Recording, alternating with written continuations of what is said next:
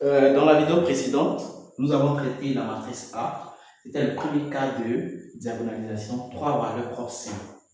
Dans cette vidéo, nous allons traiter le cas d'une valeur propre C, d'une valeur propre double. C'est une valeur propre double parce que l'ordre de la multiplicité algébrique est à 2 et l'ordre de la multiplicité algébrique c'est égal à 1. Donc c'est simple parce que K égale à 1, c'est double parce que K égale à 2. Donc nous allons déterminer les sous-espaces propres. Ok, donc allons-y. Voilà la formule générale. Donc on va commencer avec pour lambda 1. Pour lambda 1 égale à 0. Donc c'est-à-dire, pour lambda 1 égale à 0, on aura quoi? On prend sous-espace propre associé à lambda 1. Lambda 1 c'est quoi? On associé à 0 égale à quoi? C'est l'ensemble des vecteurs appartenant à R au cube, tel que MV est égal à 0 de R au cube. Ok, donc on rappelle que le vecteur V, puisque c'est dans R au cube, c'est un vecteur de 3 coordonnées, on va prendre ici Y, Z, et M est égal à la matrice A moins lambda, la matrice unitaire. Et 3 parce que c'est une matrice d'ordre 3. Ok, donc je suis. Ici, notre lambda égale à quoi? Notre lambda c'est 0. Ok, donc si notre lambda est 0, 0 fois I3, donc tout ça, ça devient 0. Donc tout ça va devenir, puisque lambda c'est 0, et 0 fois tout ça va devenir ça 0. Donc ici, on voit que notre matrice M égale à la matrice A. Ok, donc on va ici la matrice A. Donc on a dit A moins lambda I3, lambda égale à 0, 0 fois tout ça, donc tout ça devient 0, reste A dans la matrice M égale à la matrice A. Donc on va donner, donc c'est-à-dire M égale à A, donc on peut recopier M est égal à 1, 1, 0, 1, 1, 0, 1, 1, 0, 1, 1, 0, 0, 0, 2, 0, 0, 2. Maintenant, on donne le système MV égale à 0 R cube. Le système MV égale à 0 de R cube équivaut à quoi? On donne notre système. Première équation, deuxième équation, troisième équation. Les équations sont prises dans la matrice M. Donc ici, c'est 1, on appelle X, plus Y. Ici, c'est 0, il n'y a pas de Z égale à 0. X plus Y, il n'y a pas de Z égale à 0. Il n'y a pas de X, il n'y a pas de Y. 2Z, 2Z égale à 0. Donc ici, nous avons l'équation 1, l'équation 1, l'équation 2, l'équation 3. On voit clairement que dans l'équation 3, 2Z égale à 0. C'est-à-dire que Z est égal à 0. Puisque 2 ne peut pas être nul, donc forcément Z égale à 0. Donc ici, l'équation 1 et l'équation 2 sont identiques proportionnelles. Donc on travaille sur l'équation, non seulement l'équation 1, on a X plus Y égale à 0. Donc cela équivaut à, on va exprimer X en fonction de Y, et X est égal à moins Y. Donc on a travaillé toutes les équations, puisque l'équation 1 et l'équation 2 sont identiques. Travailler l'équation 1, c'est qu'on travaille l'équation 2. Et puis si on a travaillé l'équation 3, on a travaillé toutes nos équations. Donc finalement, on va donner notre vecteur. Donc le vecteur V, qui a pour coordonnées X, Y, Z, c'est égal à quoi? X, on a trouvé quoi? Moins Y. Y, puisqu'on a exprimé X en coordonnées Y est conservé. Z, on a trouvé quoi? 0. Donc on fait sortir Y. Donc il reste ici moins 1, 1, 0.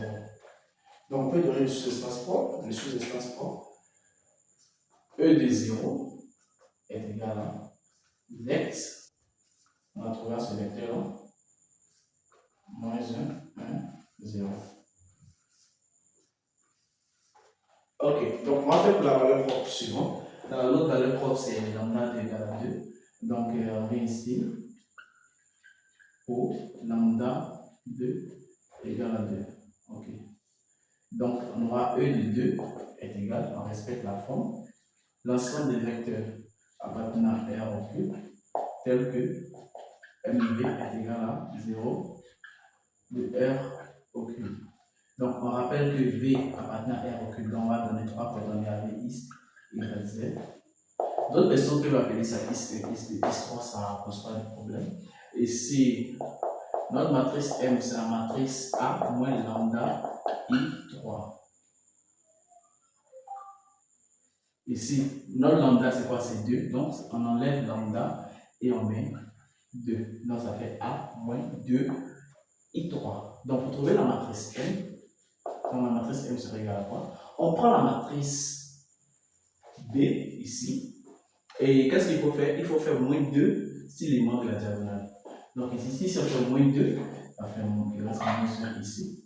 1, 0, 1. Moins 2 ici, ça fait moins 1, 0, 0, 0. Moins 2 ici, 2 moins 2, ça fait 0. Donc, on va donner maintenant le système. Le système MV est égal à R0 de R au cube de n'importe. Équation 1, ça fait moins X plus Y, il n'y a pas de Z, égal à 0. Équation 2, X moins Y, il n'y a pas de Z, égal à 0. Équation 3, il n'y a rien, donc ça reste constant. Donc ici, on a deux équations, équation 1, équation 2.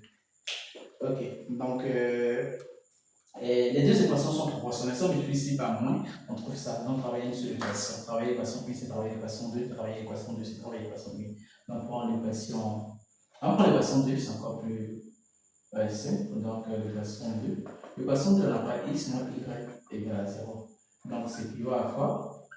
Moins y ira de l'autre côté là-bas. Ça fait x est égal à y. Donc, si x est égal à y, notre vecteur V serait égal à quoi? X, Y, Z. Donc, X, on a trouvé quoi? On a trouvé X égale à Y.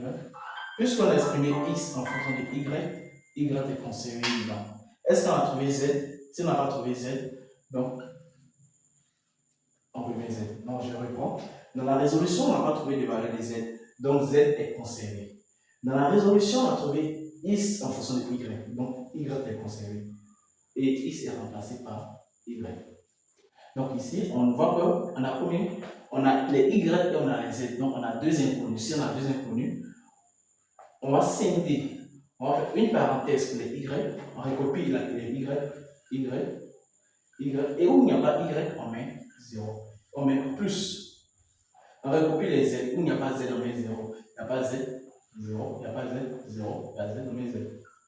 Ensuite, on fait sortir maintenant Y ici, on sort Y ici, 1, 0, plus, on va sortir Z ici, 0, 0, 1, 0, 0, 1. Donc ici, on a trouvé deux vecteurs. On va donner le sous-espace propre associé à. Alors, on fait quoi? Vex 1, 1, 0, 1, 1, 0, 1, 0, 0, 1. Donc, on a trouvé notre sous-espace propre. Donc, on va vérifier si c'est diagonalisable. Donc, on a dit que c'est diagonalisable si, là, c'est diagonalisable, si KI est égal à 10 de lambda I, ou si la somme de KI est égale à la somme